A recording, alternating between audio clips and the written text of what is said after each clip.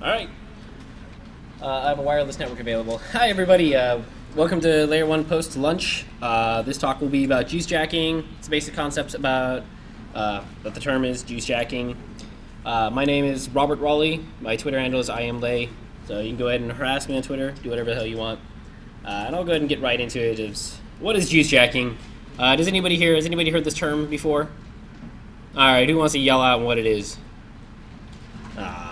Come on. All right, juice jacking is the what? Subverting a charging station. Subverting a charging station. Yeah, it's a malicious cell phone charging station.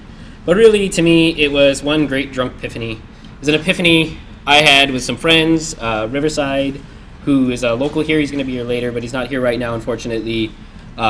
We were all out drinking and basically at a party, and I said, wait a second, why would anybody trust their cell phone to charge in somebody else's laptop, or let alone freaking wireless network available? I can't turn it off. Oh well. But it was basically like, why would somebody trust this? What's going on? And why don't we make one of these cell phone charging stations do some nasty ass shit? So the party was on July 4th. The plan was that for the following August, which was just about a month away during DefCon, we would build a malicious charging kiosk, and we would put it out at DefCon in the most malicious environment we could find, the most paranoid individuals we could find, and all through the build, it was a push to try to make a secure system that wasn't going to get hacked itself, and then be able to put it out into the environment, do something nasty that's going to teach people not to freaking plug in their phones to random stuff. And I'll get into that. So the build is simple, though. Our plan was that we'd take an EE PC, one of those small laptops. They're pretty much cheap and whatever. We'd stick it in a box, and we'd have lots of USB cables sticking out, and people would just plug into it. The software on it would run Linux on a live CD. This was presumed so that in case the system got popped, we could just reboot it to reset it back to original state. Running the USB utils package and some custom shellcode that I wrote that basically monitors for what's going on, what's happening. And as you can see in my next slide here, I identify that I am a hacker because that is me with a hacksaw and an EE PC, hacking it in two. That was the first part. First you hack. Second part is then you put it in a box, and this is literally what the original juice jacker looked like. This is the EE PC that I mentioned that is hacked in two and like folded over so it had a screen facing outward. And the back is the iOmega like CD-ROM drive to run everything off of, and you can see power right there. Somewhere in there is a USB hub and a bunch of cables sticking out the bottom. What we ended up getting from this talk, or from this experience, was interesting, but the proposed goal was this box that basically, this little blue box. I like to call it the blue TARDIS because there's more on the inside than you expect. And then the little red warning here, a little blue warning that says basically this logo of the free cell phone charging kiosk. And the red warning here, which I'll show you shortly, but it basically says it would detect when you plugged into it, and when the second you plugged into it, it'd switch over to this red screen saying, you're an idiot. Why would you do this? But during the build, it was interesting because we knew it was going to get deployed at DefCon, of all places. And who here is not familiar with DefCon? Let's put it that way. Good. So for this individual right here, Vis has not ever been to DefCon or heard of it. I don't know how to compute. Don't know how to compute. So yeah, DefCon is this massively large hacker conference in Vegas. We were sticking a computer in the middle of this conference that was intending to be pseudo-malicious. Like all it did was change the display on the screen. But it was an interesting concept because we had to actually secure that machine from being attacked, because that would be the last thing we would want. I mentioned already the live CD change up, but does anybody here have any idea about what the necessary first real world problem for having a computer with a bunch of USB ports sticking out of it is? Anybody have an idea? No. Shut up, Tacitus. So it was kind of obvious once you actually thought about it, is that somebody will plug in a USB keyboard and then just start typing.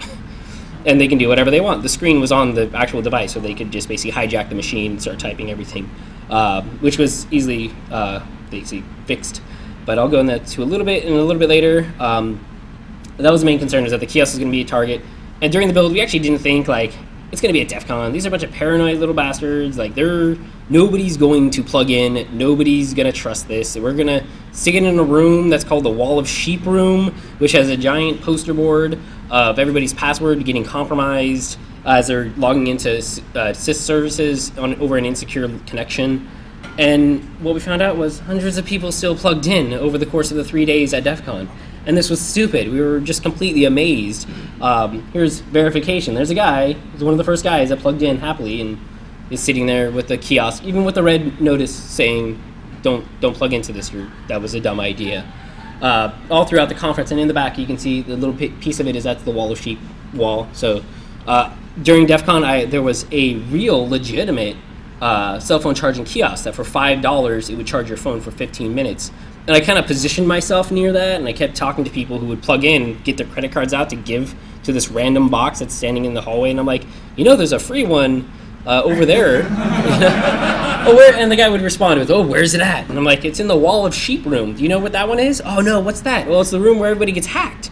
So just go in there. And the guy happily runs off, and I go over there, and like 10 minutes later, and I find the guy sitting down with his phone plugged in to this little blue TARDIS, and I'm like, what was that?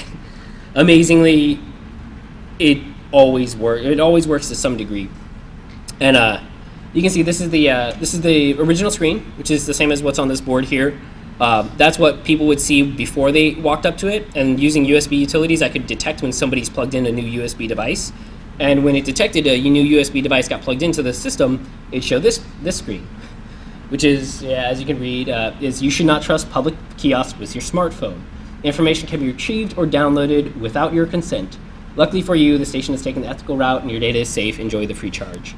So even though this massive signs still come up, people would still constantly plug in, get presumably compromised, and do whatever they basically, go on, do their thing.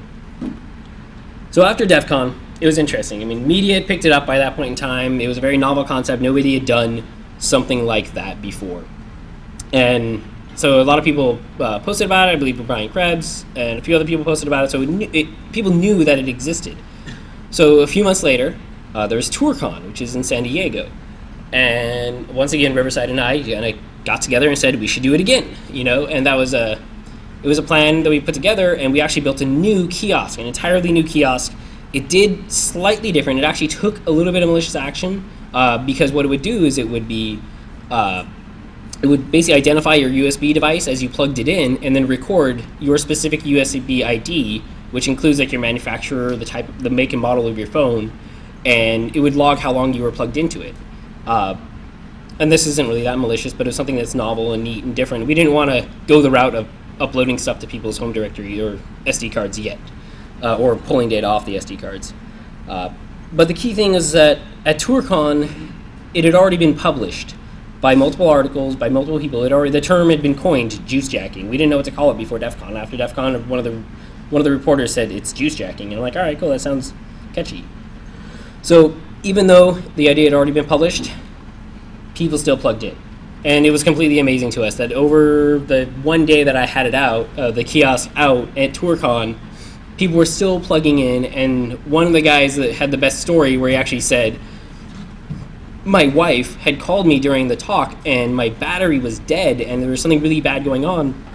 And I watched him exit the talk and make a beeline for the charging kiosk and plugged in his phone. And I was just dumbfounded because the guy just seeked it out and just didn't care and plugged in. And I walked over and I talked to the guy a bit.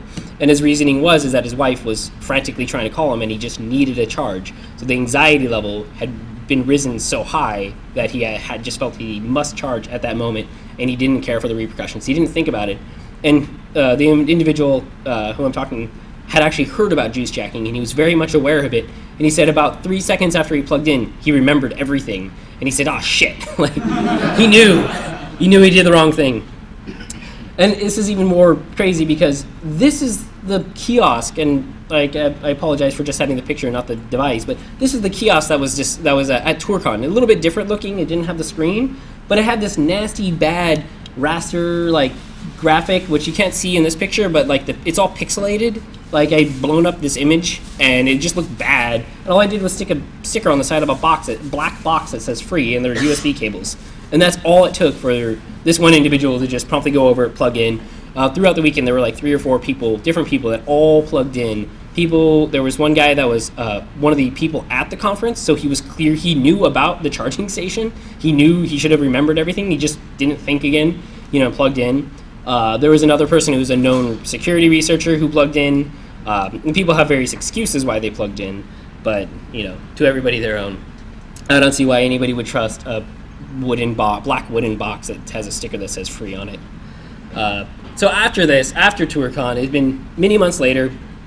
I'd kind of forgotten about really working on it, and ThoughtCon was coming up in Chicago.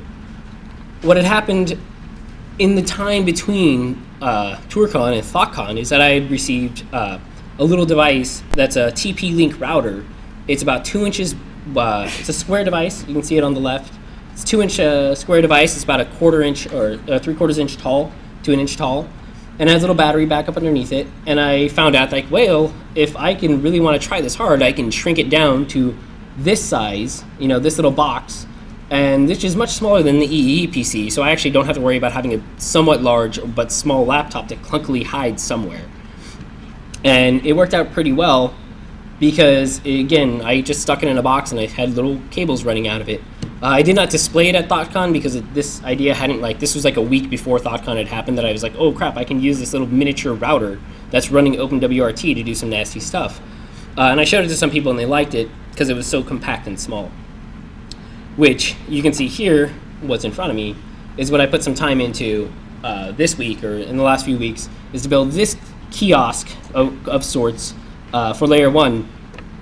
And it looks nicer. It's a nice graphic. It's not trying to do anything malicious. You don't see that anything bad's happening. But that little mini poner, that little TP-Link router, which is actually was sold as a mini poner, was what's inside, and that's what's powering this device. Let me see. I should ask, has anybody actually plugged into this today to get a charge on their phone? Just me? Why wouldn't you trust me? Why wouldn't you trust this? You can see on the back, there's a little wood compartment that basically inside this is the mini poner. It's located right about here. And there's a USB hub, which is what you saw in the picture. And a lot of people who I've talked to today basically said, like, yeah, this is so small, they don't think that the wood is part of, like, a computer is able to be compacted back there.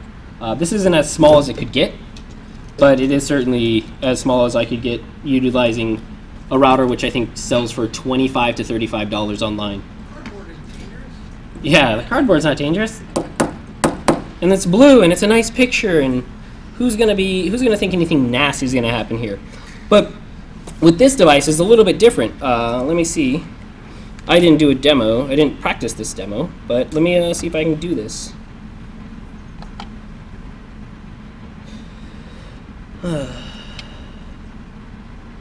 There are a lot of wireless networks here. All backhaul to the same place. Yes. Get on one in TCP, you can watch everybody's iPad. Really? All Apple devices talk. Oh, all Apple's Yeah, devices talking to each other. So-and-so's iPhone, so-and-so's iPad Touch, name it. Let me see if I can connect here real quick to show you the.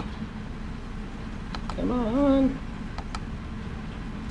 I probably should have connected before I started this talk, but I got a little bit of time, so. And it's always good to try to do a demo so it can fail in the middle of a talk. That's the point of demos, right? It is not picking it up.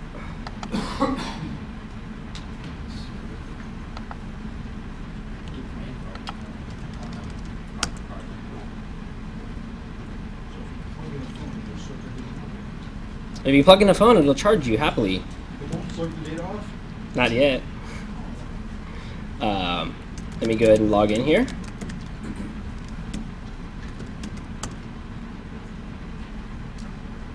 Da-da-da. If I can remember my password. All right, cool. Let's see if I can make that bigger for you guys. All right, so this is me logged into the actual small TP-Link router here. As you can see, it's running OpenWRT.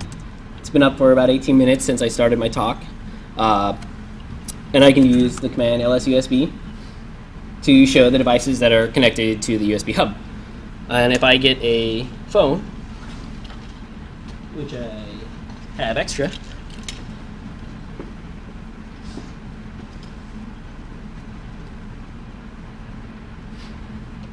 All right. So I'm charging my Chinese iPhone. And LSUSB shows that I have an Apple Incorporated iPhone connected.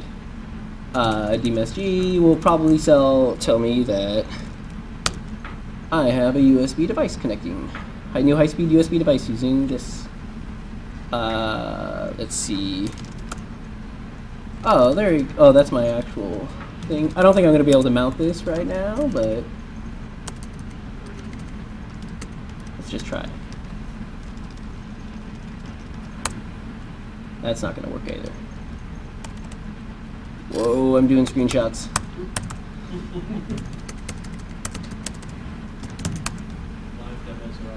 I know, it never works. Let me plug in my other phone. Let me actually destroy my Android phone.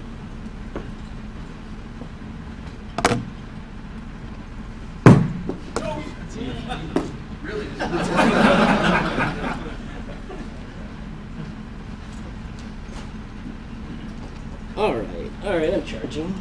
At least I think I'm charging. I'm not. Why am I moving this around? Oh!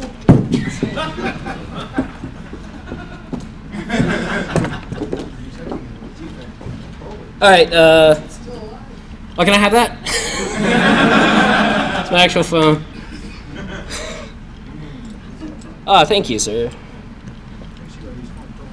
It's not quite like back, is it? Yeah, I know, the back keeps popping off. It's a piece of crap. It's a Motorola Triumph for the record. They're really cheap, but they're decent. Alright, charging. Not charging. Charging. And it's like, you guys can't see this, but Riverside sending me texts while I'm doing a talk. My tethering mode is active. For some god-awful reason, I forgot to turn off tethering so they could connect via my phone. And let's see, toggles.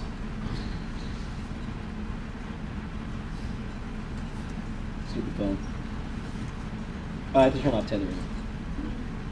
Off. And now it asks me, do I want to mount my SD card? I'm going to be stupid and I would have left that option on. There. Piece of crap.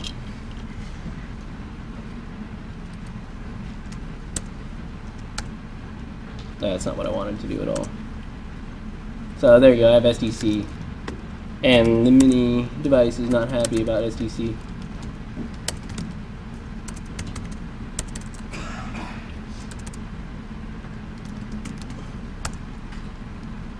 Oh, well, that didn't work.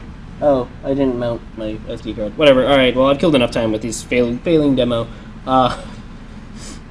I was going to show my USB monitoring script, which is, again, shell script. Basically, this basically takes one argument phones, or no arguments, it just runs in the background. It counts every, like, 2 seconds and waits and watches the LSB USB devices. Using LSB USB, it counts how many devices are connected. When a new device is connected, it basically takes the output of LSUSB, prints it out to the saved file, which looks a little bit something like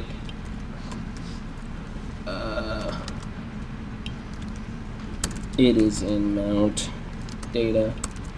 Oh, it's in data mount USB data phones. It's in this file. So every time a device would connect, you can see my Foxconn Honhai, which is actually this USB or this Motorola Triumph. Take this back. Was plugged in for the clock on it is broken. I apologize. Back in 1970, it was plugged in for about 2 minutes. But I can see other devices. Here it is, the Foxconn Honhai, and the Apple iPhones were connecting and disconnecting. And there you go. That's the end. So there's a few minutes there. So you can see basically this is what I pulled from various phones. This is just me mucking around with it. It looks like nobody else really plugged in for long enough today where it had pulled anything, or it failed to work. Maybe it wasn't running. There's a very good chance that I wasn't running my USB script while it was earlier. But in any case, again, failures for demonstrations. So back to the talk. All right, so that's this device, and nobody seemed to really trust it. I think I saw a few people plugging into it with presumably secured and safe devices. I know I plugged into it just to muck with people and kind of make them think that it was safe. And now the key on this, though, is that really the idea, the subtext of this talk was that it's learning from shenanigans.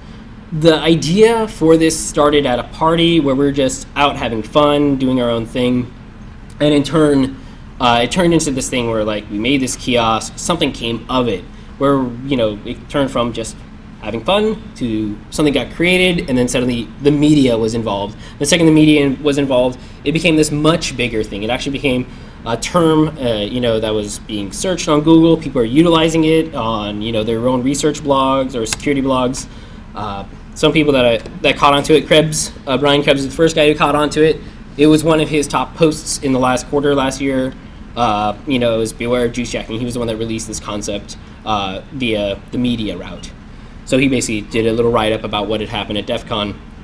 After that was TG Daily, which is Tom's guide, how to avoid smartphone juice jacking, and it was a good thing, frankly, because now people were finally learning something that you probably shouldn't plug in your phone to random ass kiosks, or you should do something, think about it before you do it. After that was CNET, the 404, which is a podcasts. Then it was Technolog on MSNBC. Watch out, charging stations could be stealing your data. They like this idea of getting the scare factor in there. After that, though, was again, charging stations maybe juice jacking, quote unquote, utilizing the new term, data from your cell phone. And then, you know, just various Twitter, Facebook, social networking feeds where everybody was collaborating this back and forth, notifying each other, talking about it, thinking up their own malicious ideas, you know, like put it into a marketing campaign, push it off to a, you know, put it at a public airport, like how could you get it into an airport? So out of all this grew, out of what was just me having fun with friends, it grew into an actual thing. And legitimately, I highly recommend, at least if you have an idea with friends, or even an idea on your own, you're just sitting at home and you want to try it, see it, just go out and do it, because it's not too terribly difficult, and it's, in the end, you might have something that became much bigger of an idea, or much more publicity about it than you had ever expected. And you'd be up here giving a talk next year at LayerOne. So I like to, at this point in time, like, kind of dissuade from that idea. That was a subtext. I have a question for everybody, and everybody should have heard these answers by now, or at least have their own ideas. Who has an idea about not being able to plug into one of these stations or being public with your cell phone? What would you do to not get juice jacked? Ari? Can you cut open your cable and cut the... Yes. That is the number one thing that everybody says, and this is why I've identified it here, is always the number one thing. It's called USB cable neutering, is what most people call it. They cut open the cable and they cut out the transfer, you know, transfer and receive pins, so it's just the two power and ground pin. And that's as a guy, I just don't like that idea of snipping things. So you can make an adapter as well, but there's a concept in the adapters. It's very common too. People think, oh, I'll just bring an adapter that I can plug into that and that I can plug my phone into. But if you're remembering to bring an adapter, why don't you remember to bring another battery or like, you know, a plug into the wall? Back there. Bring a shitty phone with the same battery type. Yeah, another shitty phone with the same battery type, or just bring an extra battery for your phone. If you have an Android phone, you can just take your battery out and swap it in. Any other ideas? You can have a burn phone that you just don't care if they get the data off of, or they put data on it. You could have a smartphone that's not very smart, and you just disable all the functionality. There's another new novel idea, is powering off the device first. Technically, if you do power off the device, it won't run the operating system, so you can't connect to it and do malicious activity. Some phones will actually still allow you to mount the SD card that's located inside the phone, even if it's powered off. It just acts like a USB bridge. Any other ideas from people? Nobody has the obvious one, which is most Android devices will now ship with ROMs that include basically a question. When you plug in an SD card, it says, do you want to mount the SD card or not? This is probably the best idea on a design end, that for the users that aren't thinking about it, by default it should be not mounting the device, and you have to explicitly go in and confirm with the device that you want it to be able to be mountable before anybody can access the SD card. This is it's a software layer block. But it works. It doesn't prevent the potentially malicious kiosks from actually identifying your device was plugged in for a certain period of time. However, it does help with preventing the somebody like plugging into somebody else's laptop and their laptop just and ignoring your phone and then pulling your data off your laptop or via their laptop. This is a good one. Is just bring your own battery backup. They're little battery backups. They cost about $10 to $15, and they're about this size, and they're really cheap and easy. This one's a 3,000 milliamp hour battery backup, and so like these are dirt cheap, and these will plug into any phone. You don't have to change your battery or unplug your phone at all. You just plug in a USB. Basically, you charge the battery. It has a USB port on it, and you plug your phone, what would be your USB, directly to the battery, and it just sucks the data off of it. Or basically, ducks. Yeah, and then this can also run the kiosk. I have a small battery. Oof, I can remember where it is. But that could technically run a small battery could run this kiosk, so it didn't even need to be plugged into a wall. It could be floating around somewhere in the world, and you would never know that it's there until too late.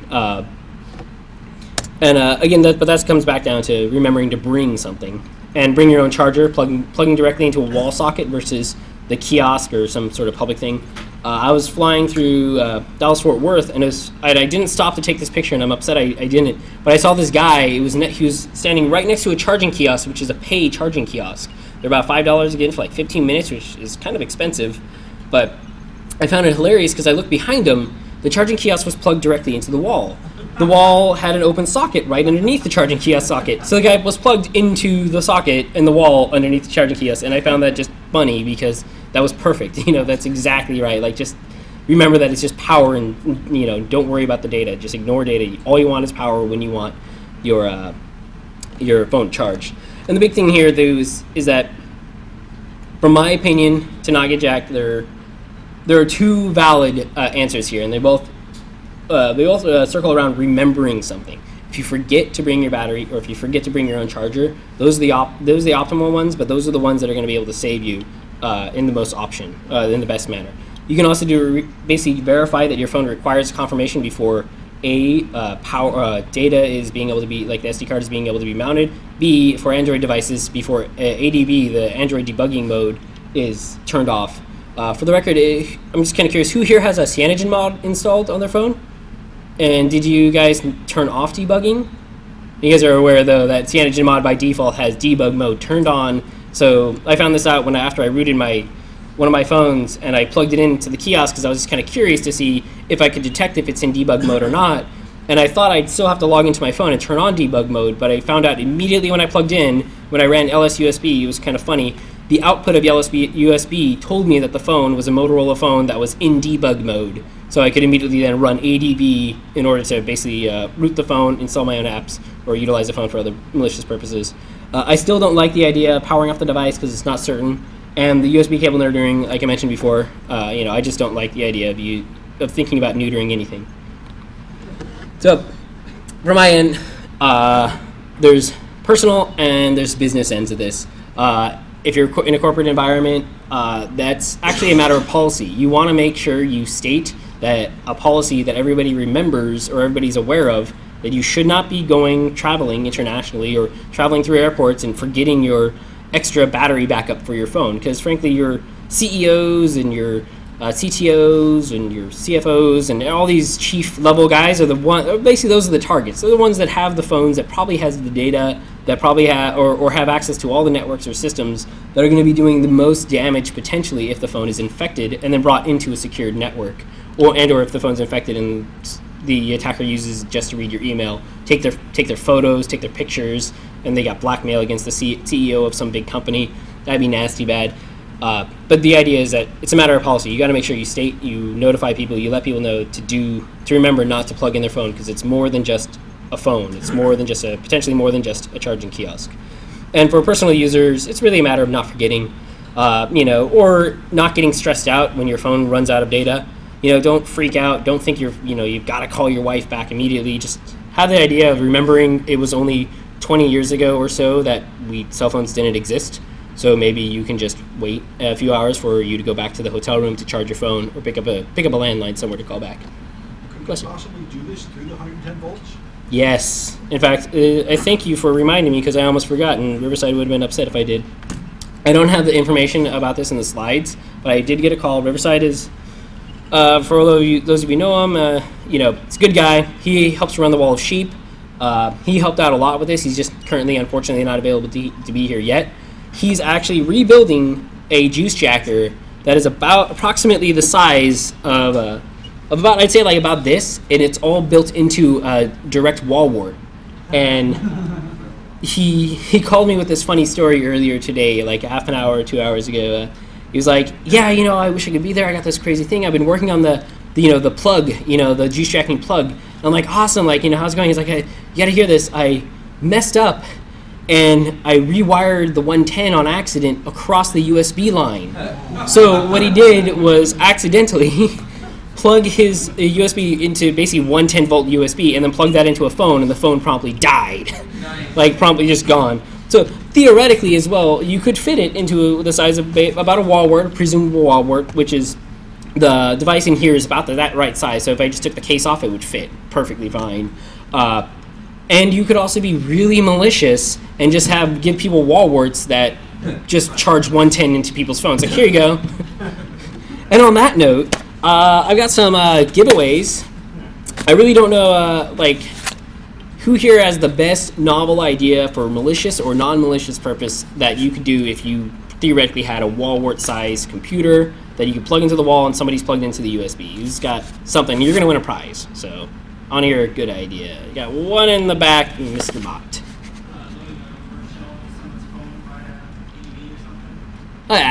Come on, something better. Something better. There's a company that's already done it. The Pony Plug. You have the Pony Plug? Yeah, you could integrate the Pony Plug, which runs very similar to the little TP-Link, the OpenWRT. Yeah, you'd have a full suite, a full-powered computer in order to do malicious activity. You could throw all the stolen USB data down a power line network to an off-site device. That's unique and different. So yeah, you said you can use a power line network and you can steal all the data and then push it to a system off-site. Technically, as well, I could do the same thing here because I have Wi-Fi on my router. So this router could be connecting to a device that's kind of just in the vicinity and just pulling all the dumped data, and I don't even need to ever touch the physical kiosk again. Somebody back there? I'm sorry, I didn't hear. Cell phone battery to lower your power bill? That was such a weird idea, like the sheet here fell off. I don't know what's happening. All right, though, anybody else have any good ideas? Or any crazy ideas? I want novel, new, different? You could always just drain the cell phone battery instead of charging it. That's also a good one, yeah, just completely drain the battery. All right, so, sir in the green shirt, I think I like your ideas. You had two of them. Go up in here. Unless you want to catch it's about 1.5 pounds. I heard someone over there say drain first. Oh, somebody else, Randy? Who said that? Somebody in the back. All right, come on up here. Both of you, because I like your power over, or your Ethernet or power lines. Here you go, catch. These are like 3,000 milliamp hour battery backups, which I hope you guys actually have use for them. Because otherwise, I just gave you like a $10 device for bullshit. It actually has the microcorder built inside it. Yeah, trust me. Don't worry, I'll be talking to you guys later about all those images. But yeah, so it really to me is remember your charger battery. All right, again. So I mentioned a little bit. So Android devices. The majority of the ROMs ship with ASP before mounting, but you probably should check because I found a lot of manufacturer supplied devices still don't ask right off the bat for the ROMs. So it differs from ROM to ROM. It's got a good benefit for most Android devices that you can take the battery out and swap it out with a different battery anytime you want. You actually have access to it, as opposed to the iPhone device, which is you can never take the battery out of this device without ripping the case apart. So I'm gonna throw that over there again. Sorry, just a little bit on iPhones, but reality is the Androids have unique risks that are completely different than the iPhone, and one of the main ones is the Android debug mode, which allows you to basically get into the phone's like debugger and do anything you want. You can log in directly to the phone, install new apps, fuck around with things, muck around with things, root the phone as well, root it, reinstall the operating system all via the Android debugger. I think PS Neuter is a unique. It was basically a tool that rooted Android phones using an exploit in, I forgot what service it was that was running on the phone, but it basically could root a phone in about 30 seconds. So you're going to presume that anybody's going to charge their phone is going to have it plugged in for more than 30 seconds, and you could basically root anybody's phone who has plugged into your quote-unquote charging station. The iPhone is another main concern. These are the two main contenders, iPhone and Android. It's designed for usability first is the main thing, which unfortunately means things like you can't take your battery out because they don't think that they want the person who owns the iPhone from swapping batteries, doing all this stuff, having third-party systems. iPhone also has a unique situation where it does an auto sync, where it will, if you plug in your iPhone into your Mac, most of you will know that it'll connect to your iTunes and probably check for updates, do various other things, and basically validate itself. It doesn't do confirmation for mount. It doesn't have an Android debugger, but it basically will immediately allow you to mount the file system.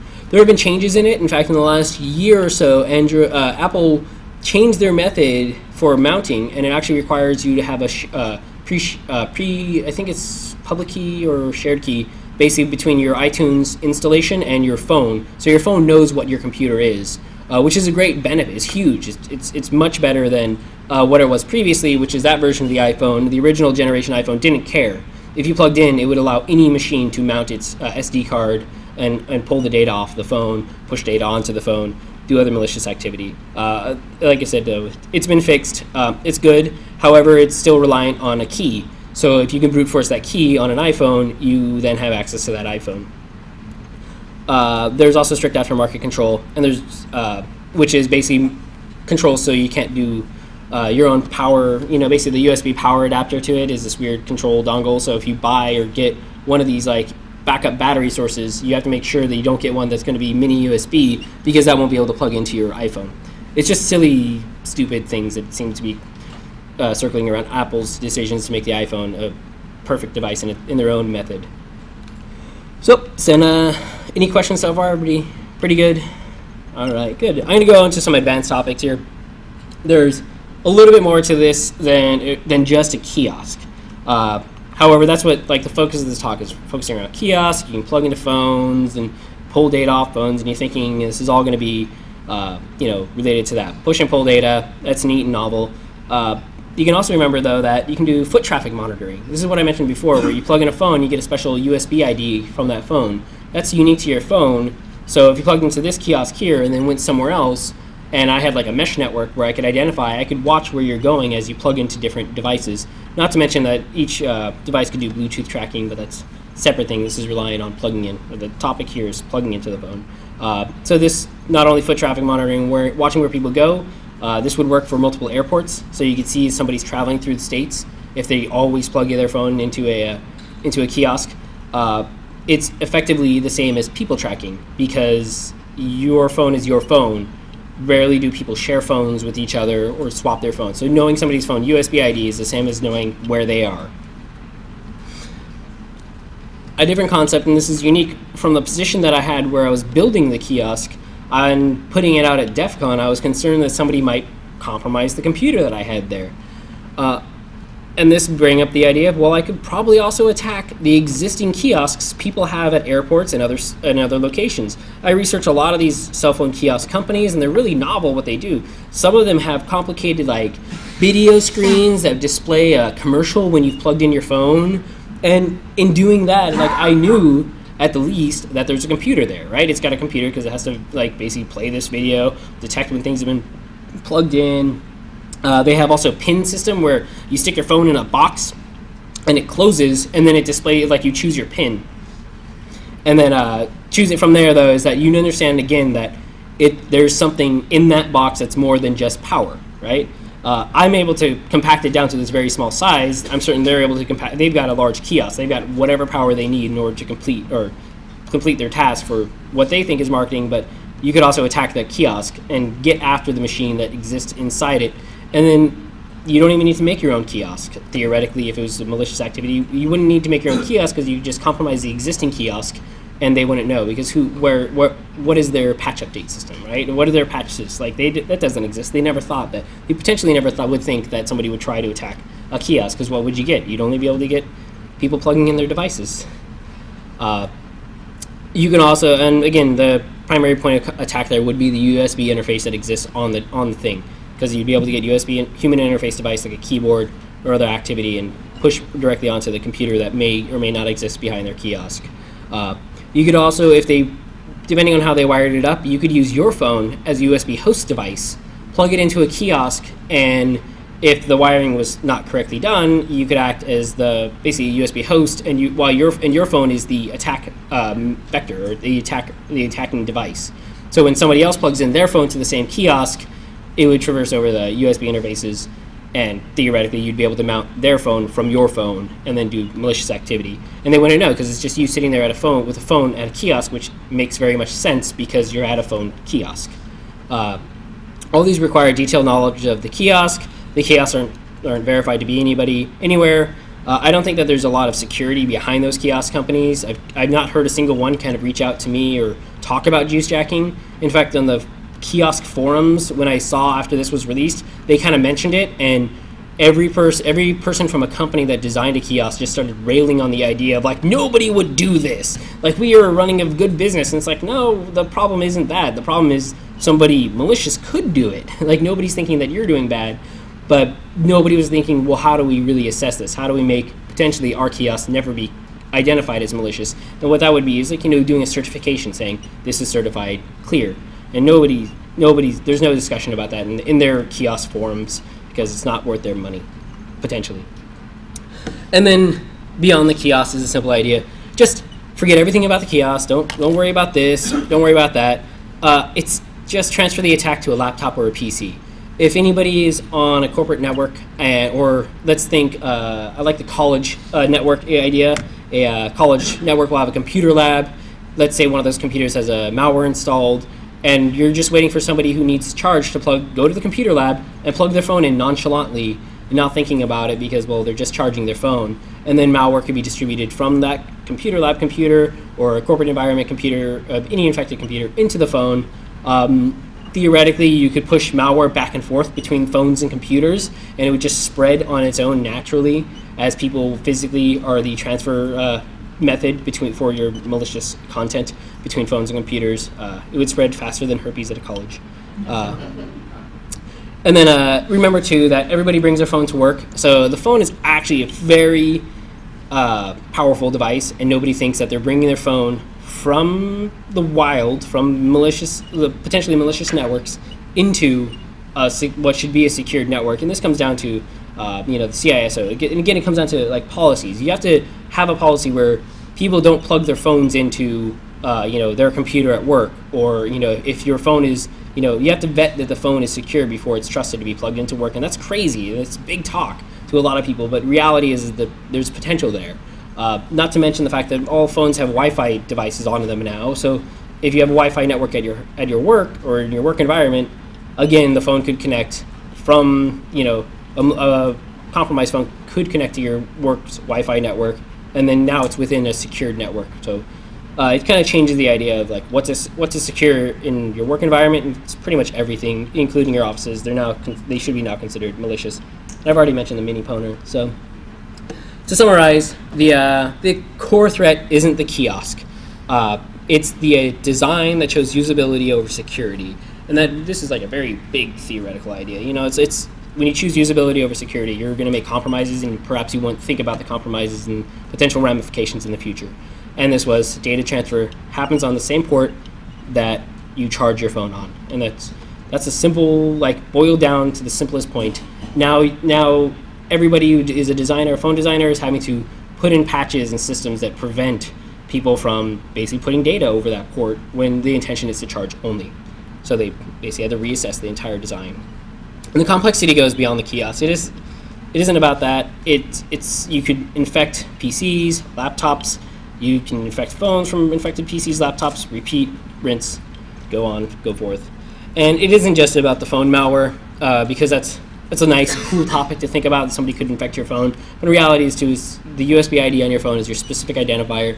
If you have enough, let's say, infected hosts, even in corporate networks, you can track USB IDs on the devices and know when, I was not going to swear during this talk, and I just flipped somebody off.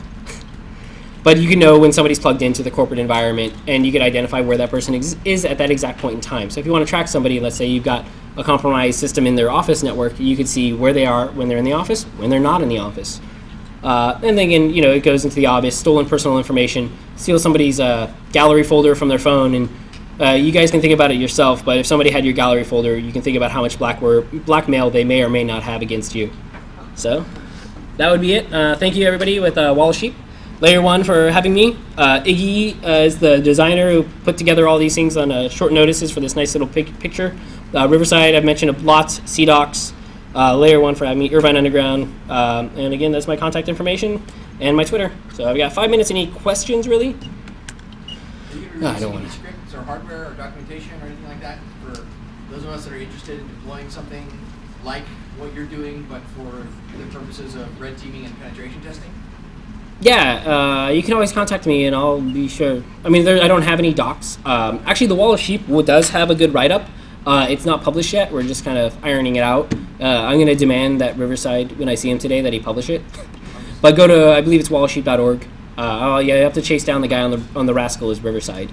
He's not here yet, but you'll know him when you see him. There's a whole write-up there that explains, it includes a list of tested phones. So I'm always interested if you've got a weird, unique phone, you want to come up, hit me up. We'll see what we can do when you plug it into my laptop. We'll see if I can. I mean, I promise I'll be nice, but I'll see. Basically, they'll do a quick little pen test on your phone to see what cannot be accessed. Any other questions, concerns? Yes, sir. If you're in charge only mode and ADB is enabled, can you override that from the kiosk? Let's find out. So this question is, if you're in charge only mode and ADB is enabled, and so the debug mode is on, can I override what? Charge only, not the SD card. Ah, yeah, that'd be a good idea. Possibly. I haven't looked into specifically doing that, but let's go into it. I actually meant to install ADB on this. This does not have ADB installed on it, but like I said, I can work on that today. And I'm going to put this back outside so people can actually charge their phones. I promise it's not doing anything besides tracking. If you go to the 23B shop after this, I'm actually going to be installing another charging kiosk there that does something malicious but funny at the same time. It doesn't steal your data, but it just gives you something a little special. So, all right, cool. Thank you all. Any final questions now? All right, you guys can hit me up. I'll be around. So.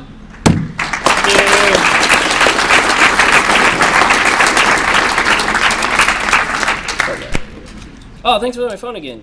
I love throwing that thing around. Yeah. It's great.